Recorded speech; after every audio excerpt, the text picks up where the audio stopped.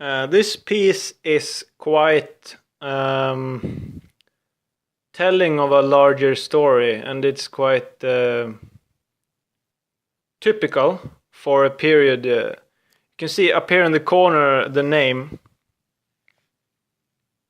Tenegras Challenge, and I made this 2013, so 3 years ago. And I've made quite a lot of pieces that looks kind of like this. It's a mix of vision and poetry. I often try to paint or draw something that I've seen when I close my eyes. And then I try to put that into a larger context of other things I've seen in their sort of same period of time. So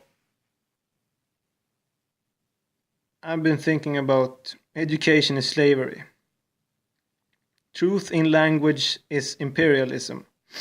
And by that I guess I mean whoever tries to convey what the truth is about, there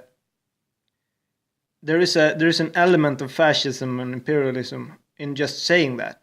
I know what's true, I know this and that and blah blah blah.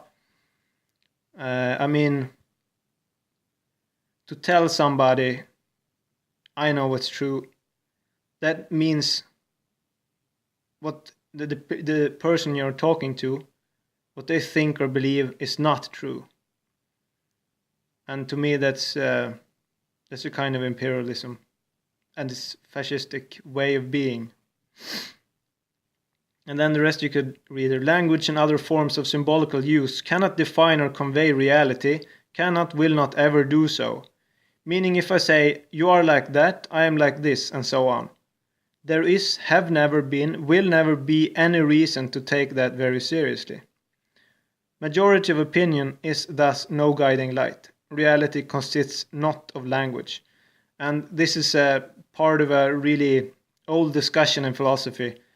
And maybe in 1918 and thereabouts, this discussion came to a very big and definite sort of end, at least if you read Wittgenstein, because of his book Tractatus Logico Philosophicus that he wrote in when I was in an Italian camp, I think, during the First World War. Anyway, so I mean, if you put it into that sort of context, I don't know if you are familiar with this context, but I mean, it's not really very complicated at all. Nothing is complicated to somebody who understands it. But I mean, language and reality are two separate things. Reality is complex. It consists of many dimensions, while language does not. Language isn't at all very complicated compared to reality. So, I mean, according to many metaphysical sources and metaphysical systems, reality consists of 7 or 10 dimensions. And language isn't really a dimension, it's sort of symbols for reality. So language is further removed from reality than reality itself. Language could be seen as a reality of its own, sort of, I guess, because it refers to other parts of itself. Okay, enough said about that. I'm getting sort of tired of holding the camera over here anyway. But this thing that language and reality are two separate things. They will never become the same thing. That's an integral part of who I am. This discussion, and it continues, and it will never abate. It will never cease as long as we're using language. And I think it's very important to understand this, or sort of have it in the background of your head. And then I don't know. maybe I should focus something like this. A thing cannot be compared to its symbol, so nothing can be said that corresponds a word to what it signifies. And this, of course, connects to what I've been writing over here.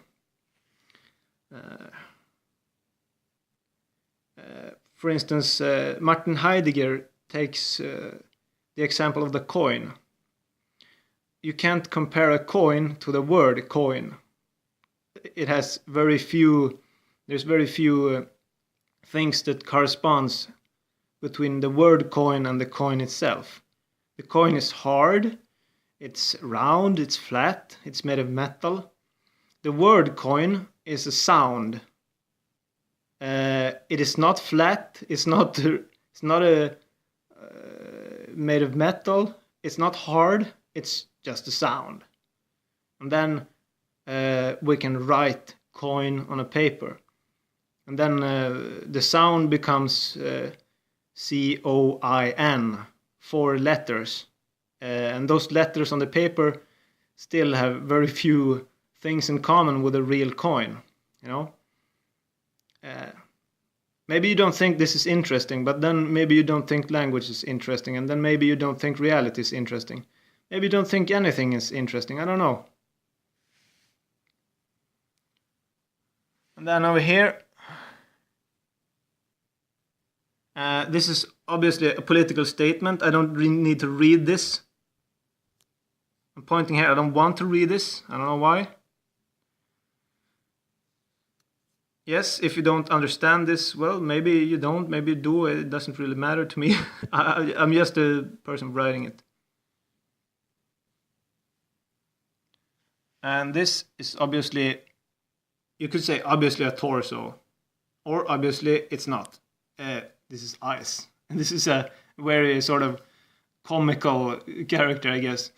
The mouth is down here somewhere, it's obscured by the text or something, I don't know.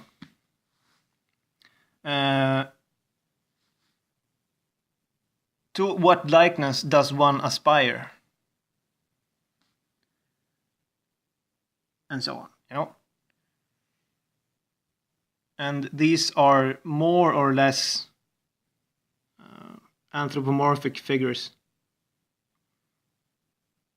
I don't know. Maybe I'm done with this piece, I'm not so sure. This could also, of course, be a torso. And I think it's more interesting as a torso, and maybe more like comical as a torso also, because nobody has a torso like that, and if it's ice, nobody has ice like that. Actually, right now I think I will stop this, and I will sort of continue this aesthetical expression of the torso, and sort of try and see whatever happens and so on. Maybe I will film that, or maybe I will just become insane and lock myself in the insane asylum, but then I won't see my son and so on, but whatever, fuck that.